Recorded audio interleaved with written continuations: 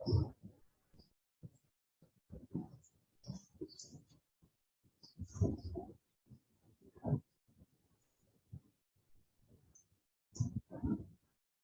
pagi Adik-adik.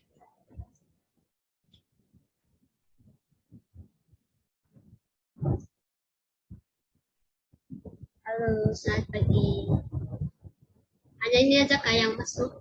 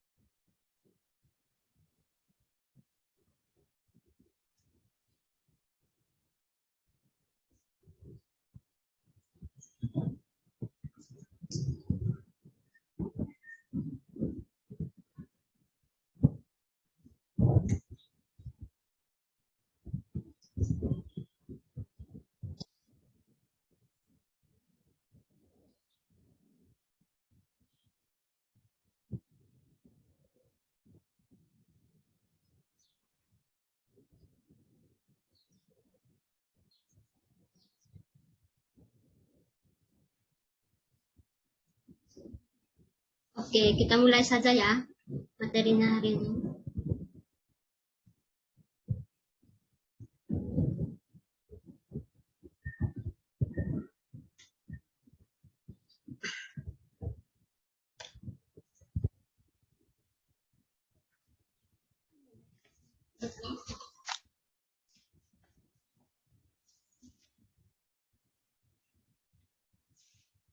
Selamat pagi Adik-adik. Pagi. Pagi. Pagi, Bu. Coba kameranya dibuka dikit ya.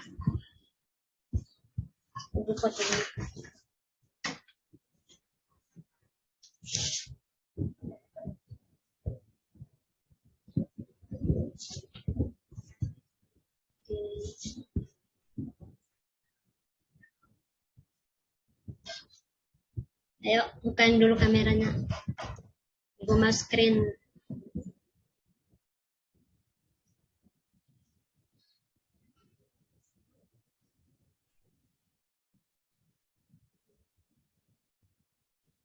Hanya ini aja Kak yang masuk hari ini.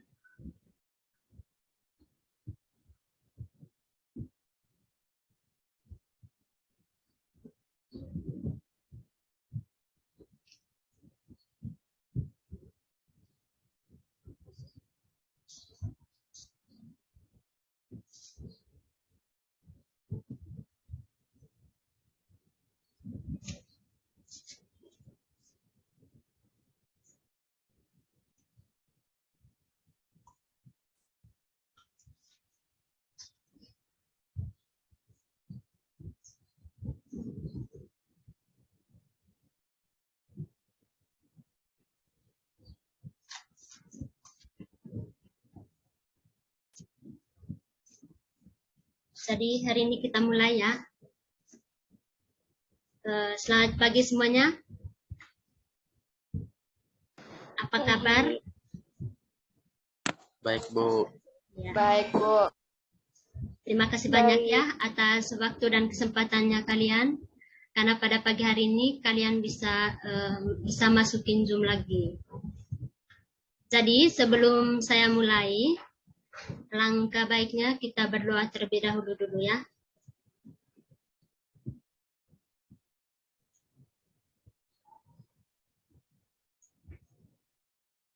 Berdoa dimulai menurut kepercayaan dan keyakinan kita masing-masing.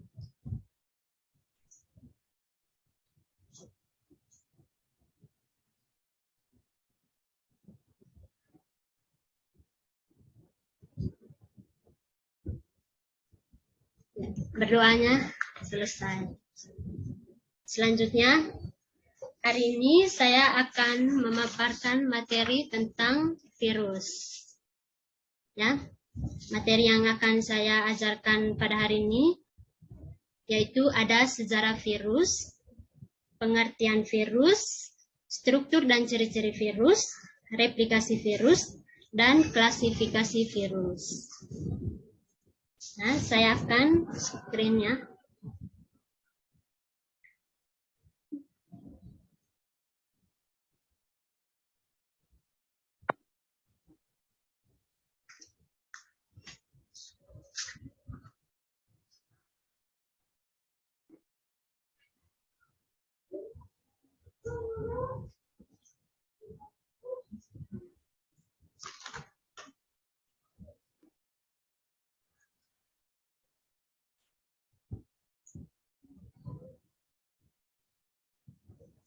Ya, yang pertama itu virus.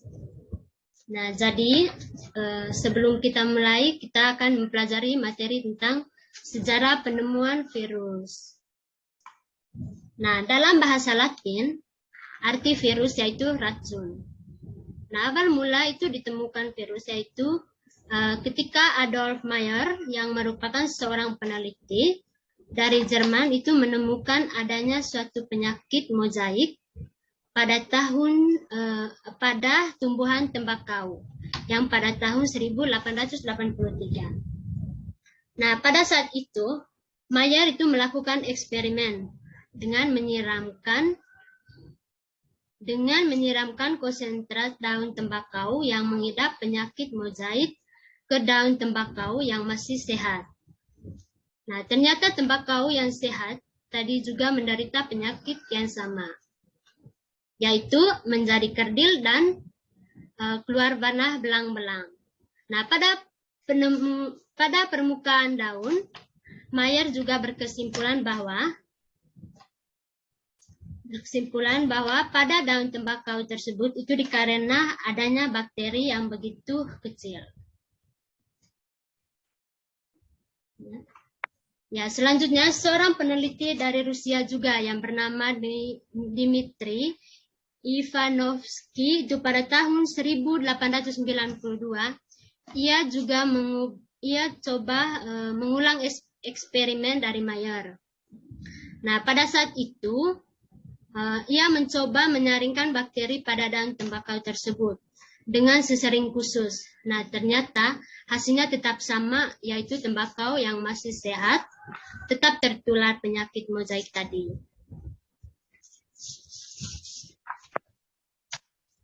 Nah, mungkin ada tanya, apa itu penyakit mozaik? Nah, penyakit mozaik itu adalah virus yang menyebabkan penyakit pada tanaman tembakau.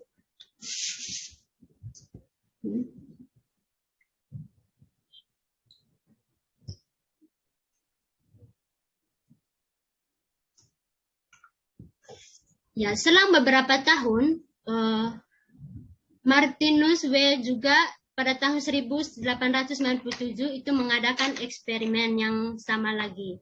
Dia merasakan penasaran dan beranggap ada faktor lain di luar bakteri yang menyebabkan penyakit mozaik pada daun tembakau tersebut.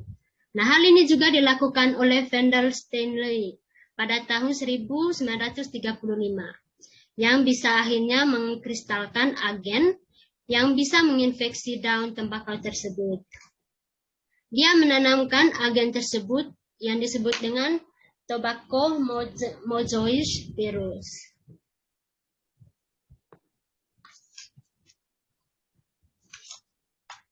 Nah, apa yang dimaksud dengan virus? Pengertian dari virus ya. Nah, virus itu adalah tanaman tembakau. Nah, kelompok tumbuhan dari genus Nikiton yang daunnya bisa digunakan sebagai bahan baku. Sebenarnya virus ini bukan hanya menyerapkan pada tumbuhan saja ya, bisa juga virus ini terkena pada manusia, hewan, dan juga tumbuhan. Sekarang ini ada struktur dan ciri-ciri virus.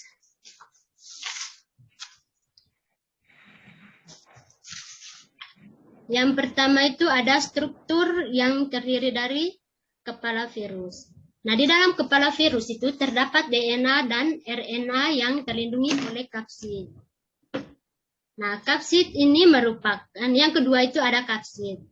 Kapsid merupakan selubung tertular virus yang tersusun atas banyak subunit protein yang disebut dengan kapsomer. Kapsid inilah yang memberikan bentuk pada virus, sekaligus sebagai pelindung virus dari kondisi lingkungan yang merugikan virus. Nah, bentuk kapsid virus itu berbeda, yaitu ada yang disebut dengan polihedral, batang, bulat, dan oval. Nah, selanjutnya itu ada isi tubuhnya. Bagian isinya itu tersusun atas asam nukleat, yakni DNA saja atau RNA. Nah, bagian isi tersebut sebagai virion. DNA atau RNA itu merupakan materi genetik yang bersifat kode-kode pembawa sifat virus. Nah, berdasarkan isi yang dikandungnya itu, virus itu dapat dibedakan menjadi virus DNA atau virus cacar atau yang disebut dengan huruf seperti huruf T ya. Dan virus RNA itu adalah influenza dan HIV. Dan yang keempat itu ada ekor. Nah, ekor virus itu merupakan alat untuk menempel pada inangnya. Ekor virus ini terdiri atas tabung yang bersumbat dan dilengkapi serabut. Nah, pada bagian ekor terdapat lempeng besar dan serabut ekor yang berfungsi sebagai alat menempel dan tempat menginjeksi DNA ke dalam sel inangnya. Perhatikan virus satunya. Nih.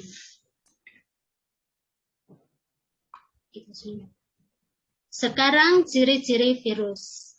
Yang pertama itu ada ukuran virus. Nah, ukuran virus ini sangat kecil dan diameternya itu berkisar 20 sampai 400 nanometer. Nah, ukurannya itu rata-rata 50 lebar, kecil daripada bakteri. Nah, virus ini kita tidak bisa melihat dengan mata kepala kita sendiri, harus menggunakan alat bantu supaya kita bisa dapat melihatnya, yaitu menggunakan mikroskop untuk bisa melihat virus. Dan yang kedua itu ada materi virus.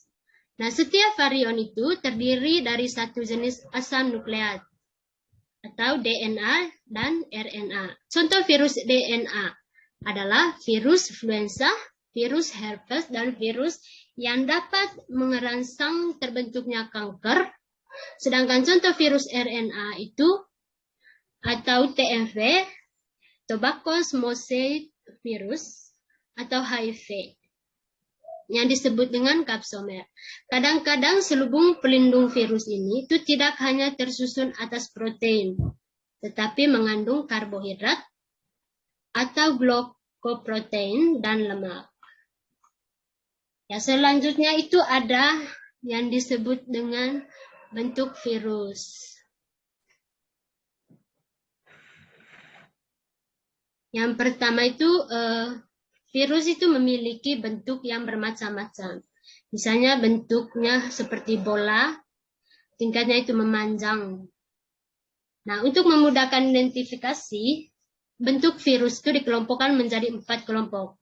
Yang pertama itu ada virus bentuk spiral. Yang kedua ada virus bentuk icosahedron. Yang ketiga itu virus Hepilendum, dan yang keempat itu virus kompleks. Dan selanjutnya itu ada aktivitas virus. Ini ya yang disebut dengan spiral, virus spiral. Ini yang disebut dengan icosahedron. Ini yang disebut dengan virus berpelindung. Dan ini yang disebut dengan virus kompleks. Nah, selanjutnya itu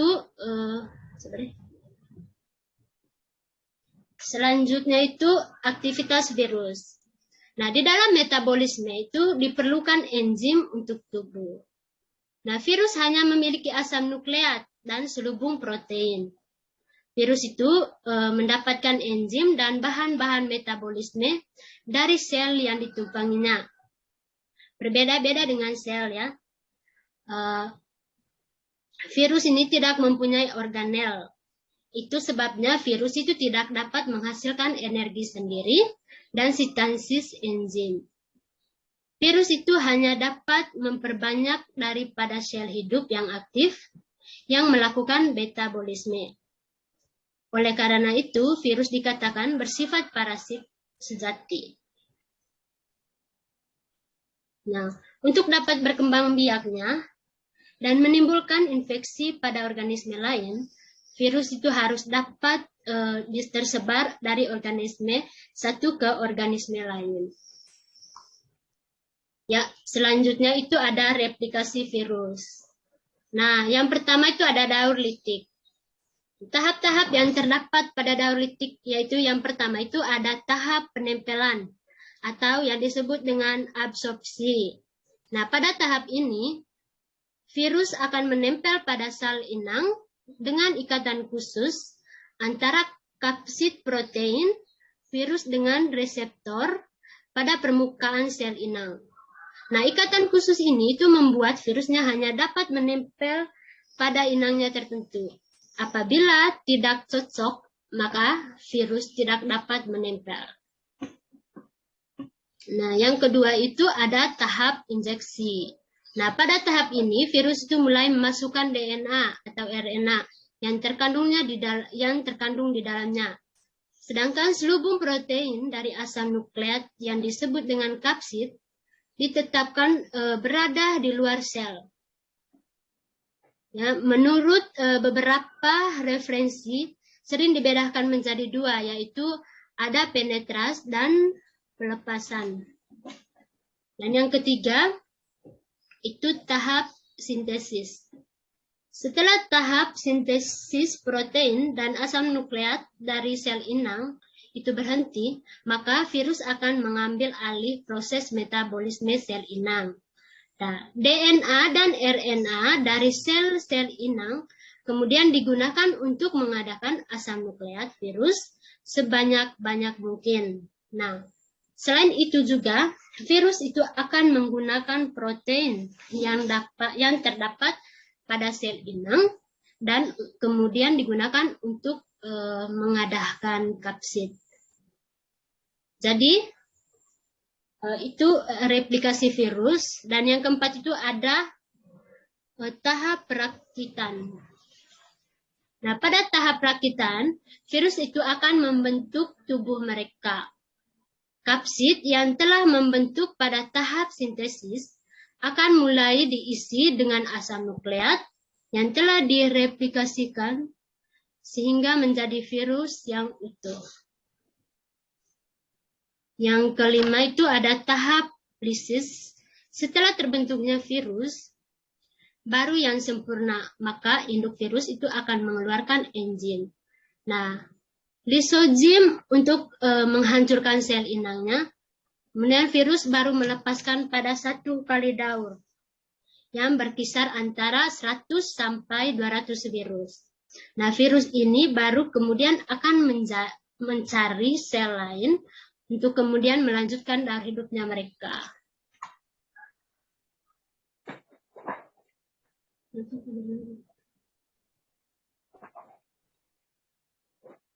Selanjutnya itu ada daur lisogenik. Apa itu daur lisogenik? Nah, daur lisogenik itu dikenal juga daur tenang. Nah, pada fase lisogenik, virus itu akan membaur dengan sel inang atau disebut dengan bakteri. Dengan membentuk profagen, sehingga sel inang itu tidak terlisasi atau rusak dengan membantu profagen sehingga sel inangnya itu terrealisasi. Setelah akhir masa inkubasi virus, atau dengan kata lain, replikasi virus itu akan mengutipkan pembelahan atau reproduksi bakteri. Namun tidak jarang pula setelah beberapa kali menjalani daur lisogenik itu dapat berubah menjadi daur litik dan menjadi tahap lisis yang merusakkan. Nah, ini. Nah, pada lisogonik ini, virus itu tidak menghancurkan sel bakteri. Asam nukleas virus itu tidak mengambil alih fungsi proses sintesis asam nukleat bakteri itu, tetapi menjadi bagian dari DNA.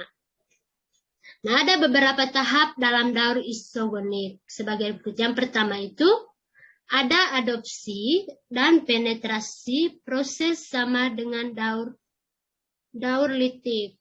Dan yang kedua itu ada penggabungan, yaitu asam nukleas virus yang bergabung atau menyisip pada asam nukleat bakteri. Gabungan asam nukleat ini itu yang disebut dengan profagen. Yang ketiga itu ada pembelahan. Nah, pada saat bakteri itu membelah diri dan profagen ikut membelah sehingga menghasilkan bakteri-bakteri yang mengandung profagen. Nah, sintesis yaitu asam nukleat virus secara alami akan memisahkan diri dari asam nukleat bakteri untuk memasukkan daur litik selanjutnya. Nah, asam nukleat virus itu akan membentuk partikel-partikel virus baru. Nah, yang kelima itu ada perakitan, yaitu penyusunan partikel-partikel virus yang menjadi virus baru. Yang keenam itu ada lisis, yaitu lisisnya itu sel bakteri dengan mengeluarkan virus-virus baru yang selanjutnya akan mengikuti daur litik atau lisogen kembali. Nah, sekarang klasifikasi virus. Bu Anita. Ya, Bu. Bu Anita. Ya, Bu. Barangkali ada siswa yang mau tanya dulu. Ya, dikasih kesempatan dulu untuk siswa tanya. Oh, iya, Bu. Ya. Ya. Silakan. Mungkin ada pertanyaannya? Silakan, Nak. Kalau tidak jelas, ini sudah panjang materinya. Silakan ditanya dulu, ya. Yuk, ada yang mau tanya? Mungkin ada yang mau tanya, silahkan.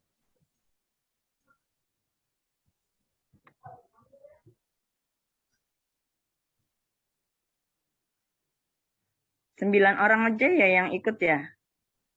Atau Ada 10? Ini, Bu, 9 aja, Bu. Dengan kita berarti cuma 8 orang. Ini, Bu. Ya.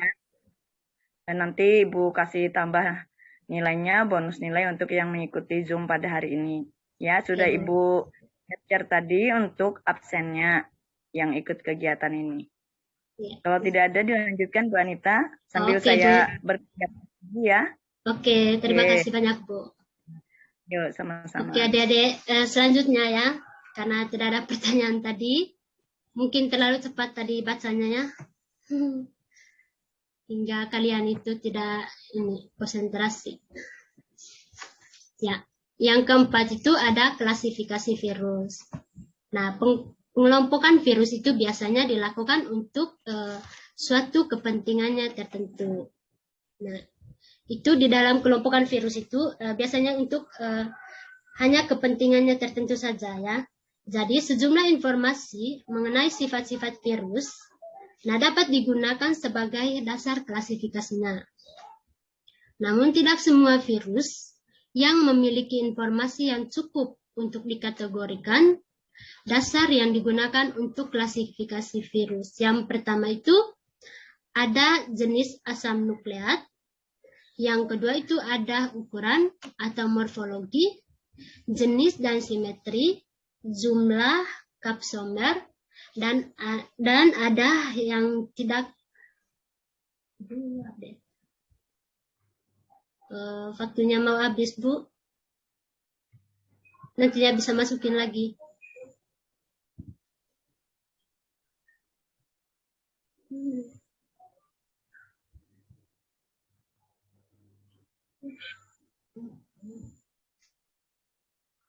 Ya,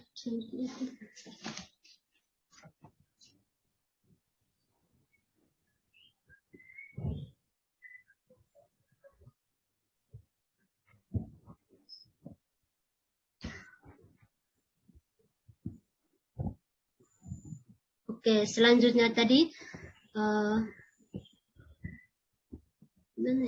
yang memiliki informasi yang cukup untuk dikategorikan. Nah, dasar yang digunakan untuk klasifikasi virus itu yang pertama itu ada jenis asam nukleat, dan yang kedua itu ada ukuran, morfologi, jenis simetri, dan jumlah kapsomer.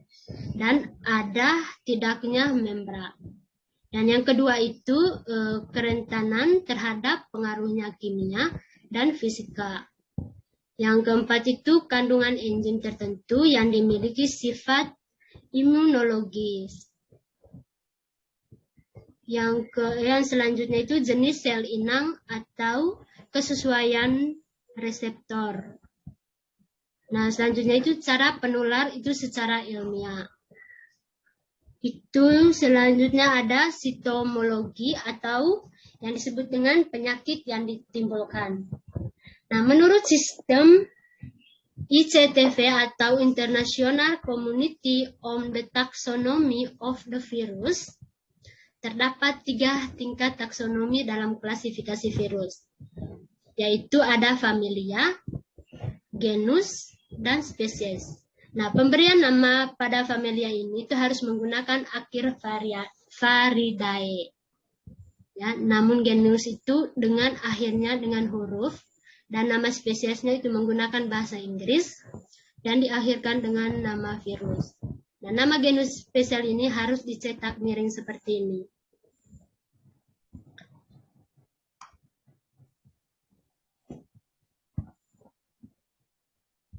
Ya, mungkin itu saja dari saya tadi penjelasannya mengenai virus.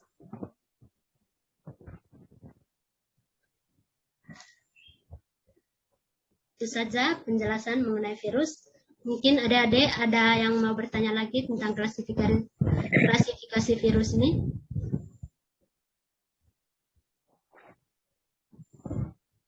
Itu saja materi yang saya ini paparkan pada hari ini ya. Tidak ada yang bertanya, Kak? Nah, ini pertemuan kita yang terakhir untuk semester ini. Sebentar aja Bu Anita ya, minta waktu Ibu ya. Jadi pertemuan kita yang terakhir sebelum penilaian akhir semester. Nah, soal-soal sudah Ibu buat, semuanya mengambil di LKS Biologi kelas 10 semester 1. Kemudian soalnya itu berjumlah 33. Jadi satu soal bernilai 3. Sehingga 100 kan nanti totalnya, 99, sekian, itu Ibu anggap 100. Setiap bab itu soalnya sekitar 5 atau 6 buah, termasuk latihan ulangan tengah semester, latihan ulangan semester 1. Nah itu penyebarannya merata. Jadi anakku sekalian membaca buku latihan di LKS aja sudah nak ya, fokus di sana pada soal-soal pilihan ganda. Untuk minggu depan masih ada 1 minggu lagi pertemuan, Ibu tidak ngasih tugas atau soal atau materi, tetapi nanti difokuskan untuk kebersihan nak di sekolah mulai hari Senin. Hari Senin itu nanti tugasnya 10 IPA dan 10 IPS hari Senin. Hari Selasanya bersambung 2 kelas berikutnya, 2 kelas berikutnya, dan terakhir kelas 12 IPS. Jangan tidak turun Allah, karena akan melihat posisi kelasnya di mana, nomornya nanti akan didapatkan bila melunasi SPP-nya. Itu pengantar dari Ibu Nala. Mudah-mudahan sukses ya semua ya, nilainya bagus ya. Nanti lanjut di semester depan, insya Allah kita sudah pertemuan tatap muka. Jadi tidak ada lagi yang sembunyi di balik kameranya. Ini ya, ini yang rajin-rajin nih, Taufik, Maulia Rahmawati, Alimatuz Zahra, Siti Rahmah, Anang Ma'ruf, Siva. Wah, Siva ini rajin banget. Kemudian Mahmudah, Rina nggak buka kamera nih. Mungkin banyak jerawat lagi ya, jadi nggak mau buka ya. Gitu ya. Nah, mungkin ada lagi yang belum Ibu absen. Semua sudah kayaknya. Nah, dibuka. Nah, cantiknya. Nah, Rina, ya kan? Sudah ada jerawat kelenak. Tidak ada jerawat mas, kita pede. Wah, sembunyi lagi. Gina separuh aja wajahnya nih. Ya, silakan Ibu Anita dilanjutkan. Saya mau ke SMA 6. Terima kasih banyak ya. Mudah-mudahan sukses dan sehat selalu. Ya, Assalamualaikum. ya, terima kasih banyak ya adik-adik karena kalian telah membantu dan telah menghadirkan pada pertemuan saya ini. Saya pertemuan terakhir ya. Terima kasih. Semoga kalian sukses selalu ujiannya minggu depan. Tanggal berapa? Tanggal 6. Semoga kalian sukses sekali ya. Terima kasih banyak. Selamat pagi. Bisa keluar silahkan. Atau foto dulu, jangan dulu keluar. Kita fotoin dulu sedikit.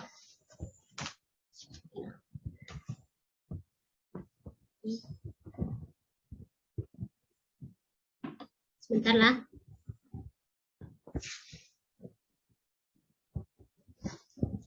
Foto dulu, Bu. Ya.